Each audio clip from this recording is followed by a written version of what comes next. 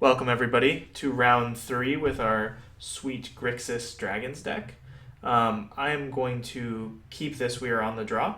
We've got a turn 1 Typhoid Rats, and we've got access to all of our colors, and a Monument and a Sure Shot down the way. So I think we're in a pretty decent spot. Okay, so knowing that we have Summit Prowler, I'm going to play the Evolving Wilds out now. The reason for this is that we can play Typhoid Rats next turn, but if we hit Monument on 3, then we have access to Summit Prowler the next turn. So I want to make sure that I have the Evolving Wilds down. And if we draw a higher impact card than Typhoid Rats, we can always play that out. Opponent's on white, so I expect... Okay, white-red, so I expect a pretty aggressive deck.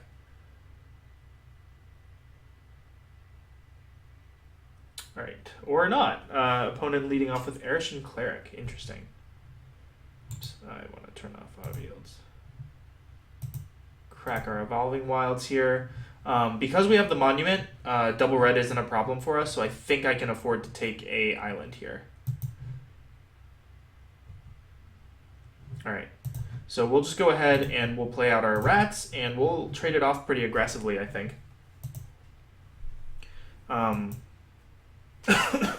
Though perhaps not this turn, since we don't have a 3-drop to play. I mean, we're going to play the Monument, but since we don't have a creature to play, we probably want to at least save the rats for, for maybe a little bit more impactful creature than the Cleric. Like, we have the option of getting it back with the Warkite, but I think, oh man, we've just been so lucky. Look at this. Our opponents have been stuck on mana every game, and it's just kind of a shame, because I think this deck is just good without, getting lucky. But I'd love to test that. But we're just gonna play this. I think we take the trade here if our opponent goes for it. All right, casting it with dash, huh? So I think we just block the Brawler here. Or do we? Opponent stuck on 2 lands. They cast the Brawler with haste. Yeah, I think I can afford to block the Brawler and just play out Summit Prowler since it stacks up so well to our opponent's stuff. Alright, well, we hit our 5th land. Don't think that changes. Alright, let's tap correctly here. I don't think that changes our play. Just play the Summit Prowler here. Start grinding our opponent down. We hit 1 more land, we have access to Swift Warkite, and as it stands, we can Deathwind or Sarkhan's Rage pretty much anything our opponent plays. Alright, Bathe, pretty good from our opponent here. We're getting in for some damage. They hit their 3rd land drop too, so that's good for them. Alright, I'm going to go ahead and just play the Sure Shot here. No reason to get too aggressive. Hopefully our opponent plays something, with 1 toughness or something, we can get the Hand of Silumgar, or even something with 2 toughness, and we can Warkite back our rats, would be nice. So we got the rats, yeah.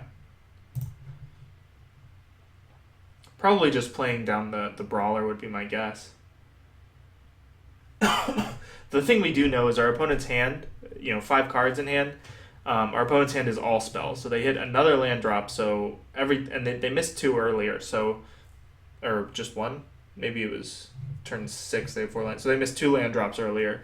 So we know that those 5 cards are all spells. So we want to make sure that we don't fall too far behind here. All right, so Vault Breaker, pretty good. Pretty good. So the best draw for us here, I think, is a land. Because that lets us get back the Swift Warkite, and that lets us play the Swift Warkite, and playing the Swift Warkite allows us to kill the Vault Breaker. Alright, well, we did it. So Swift Warkite comes down here, which is pretty sweet for us. This is a big game for us. We definitely want to use this ability, yes. Get back our Typhoid Rats. Sure Shot away the Vault Breaker. Let's just always yield to these triggers. And we get to get in with both the Sure Shot and the Rats, which is pretty nice. And I'm okay trading the Rats with the Arishan Cleric here. like keeps the board clear. We have two very impactful cards on the table and some sweet removal spells. Like the game could just be over. You know, if our opponent's only able to like play a creature, we Deathwind it. Play a creature, we Sarkhan's Rage it. Like that could just be the end of the game. We do know. Let's see, what have we seen? Okay, another Brawler from our opponent,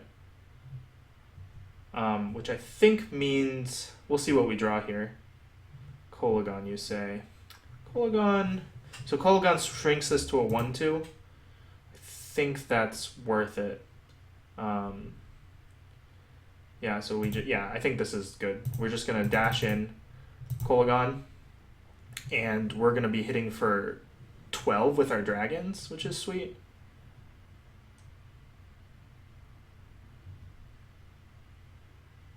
And then next turn we can either just dash Kolagon again, or you know we've got Sarkhan's Rage. We've got a lot of options here. I think this game is pretty much over. Missing those early land drops again is costing our opponents. Like they're forced to chump block the Orc Sure Shot, and or not. Okay. I mean, I suppose like our opponent knows that we can do this play again next turn. So unless our opponent has, yeah. All right. Well, it was pretty tough to come back from. So we're gonna go to the board here. Our opponent's on an aggressive strategy. Saw a lot of creatures on the ground, so possibly Wandering Tomb Shell gets the nod over. Well, again, I like all of our 4-drops better than Wandering Tomb Shell. Like our 4-drops already battle well against stuff our opponent was playing. Yeah, I don't think there are any changes. I think we're just gonna run it back. So let's see how it goes. I love this deck. This deck is performing way better. Like, look at this. Look at how little we're being punished for how bad our curve is. Because we're going to keep here. We get to play a Typhoid Rats on turn 1. Yeah, which matches up really well against their Dragon Hunter. And then if they make the trade, we get to play a Hand of Silumgar on turn 2. It is risky. We know our opponent's on red, so it's possible that we don't run out the hand, because that really gets us with Twin Bolt, and we knew we did pass one in the draft. So we know that there's a Twin Bolt available to our opponent. Right,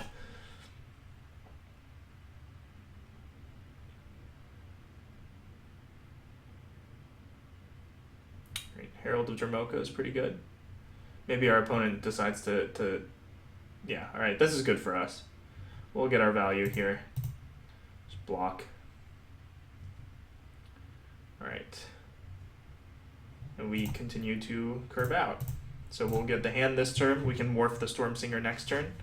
And we have access to Deathwind and on one more land, Reach of Shadows. So what we want to be doing right now, I think, is just aggressively trading with our opponent. Card for card. We're a card ahead because we were on the draw. And, do I want to make this trade? So I was just saying that I wanted to make these trades. I think I can. I think it's okay. Like, we have like so much good stuff at the top end of our curve, and we've got sweet removal spells in hand now that I don't think we're too punished by doing this. And I think our opponent's game plan is probably to go wide. Yeah, so we're gonna morph here, and we're gonna sit back for a little bit, and hopefully get this Gravecaller down, exploiting our Stormsinger. Like this turn, we can blow our Deathwind if we have to, taking a little bit of damage here. But our opponent's only on 3 cards, so we're gonna have to see something pretty good for us to jump off of this plan. Dramoka Captain is decent and actually might warrant the Deathwind. Karsi Sadist is interesting.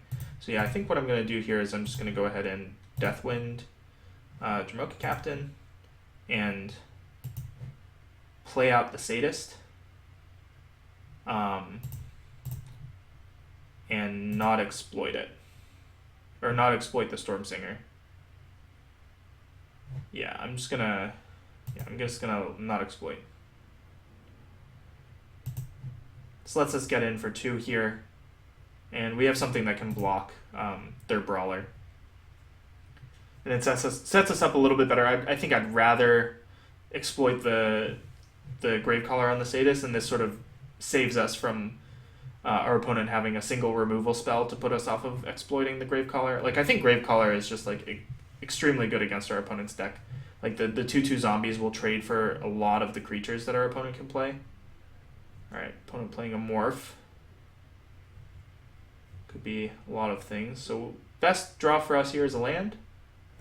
Well, I should specify it a little bit better next time. So we just sit back.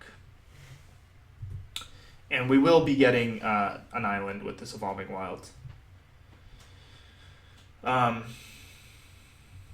Yeah, I mean, like, Evolving Wilds, like, always seems to do this to you, right? Like, I mean, we've been lucky, actually. For a lot of the games in this draft, we've been getting our Evolving Wilds, on turn.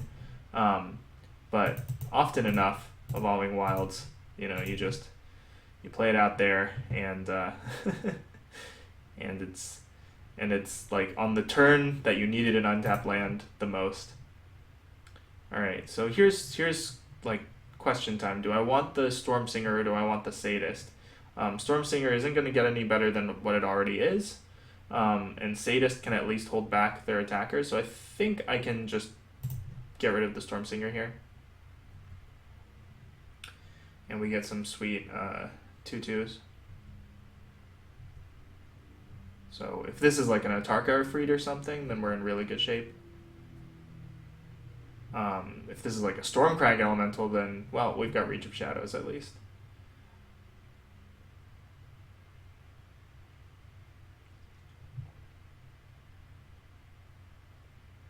Alright, well, it's a dragon.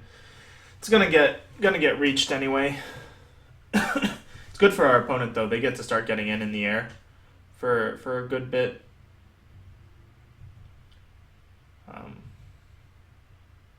And now we're in top deck mode, which I think is good for us. Yeah, okay, so we're just gonna reach that now when our opponent can't respond with anything. And we'll get in with the Gravecaller for 3. We've got a creature to play next turn. What we really want to hit here, though, is our dragons. Like, our dragons are pretty sweet and can really pay off on this board. All right, well, we'll play the Idol out. And we'll get in again with the Gravecaller.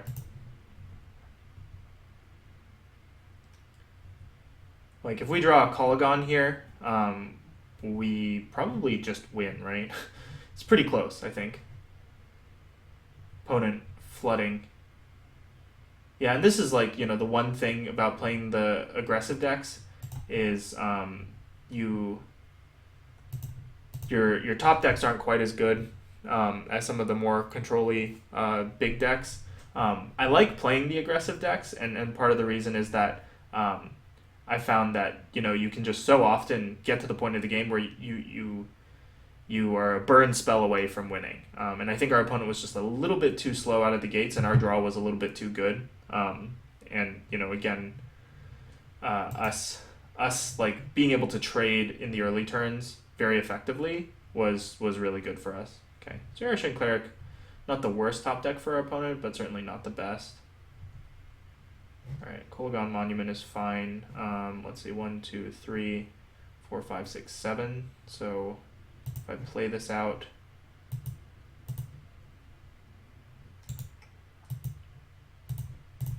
I'm gonna play it out. Okay, so this is interesting. So I can do a little bit of tricks here, right? Yeah. So I have enough mana to activate the Kolaghan Monument, which will jump my Dragonloft Idol, but I'm gonna attack it in, and maybe my opponent is gonna try to get the double block on the Idol. Yeah. So that's fine. And then we're gonna activate to get a dragon, which makes our Idol a little bit better and eats our opponent's creature. So that was some sweet value there. At this point in the game, though, like, we've got 8 power in the air and a lot on the ground. I don't think that there's anything our opponent can do at this point, outside of, like, okay, they've got a big dragon of their own. but I think that's still maybe a little bit too little too late. Because we get to 3, 5, 6. We're going to activate our monument and attack with everything. Because the flyers are must block. So the Shockmaw Dragon is going to trade with one of our dragons, and then our opponent can throw something over here, and they're taking 9. All right, well, they're shipping it in anyway. So thanks everybody for watching. I was pretty excited that this deck went the distance. It was a little bit wonky and kind of sweet. So Grixis Dragons, I hope you guys enjoyed it, and I'll see you guys next time.